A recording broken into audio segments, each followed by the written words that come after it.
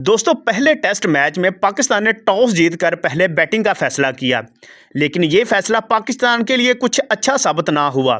एक वक्त ऐसा था जब पाकिस्तान का स्कोर 54 था और पाकिस्तान के 4 खिलाड़ी आउट हो चुके थे। तो क्रीज पर मौजूद थे कामरान गुलाम। इस वक्त अफ्रीकन बॉलर्स का पूरा दबदबा था और पाकिस्तानी टीम मुकम्मल तौर पर प्रेशर में आ चुकी थी।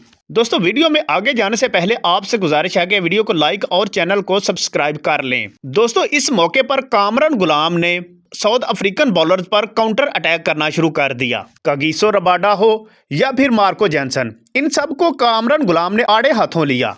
दोस्तों कगिसो रबाडा और मार्को जैनसन साउथ अफ्रीका के टॉप के बॉलर हैं, लेकिन कामरान गुलाम ने इन दोनों बॉलर्स को तिगनी का नाच नचा दिया।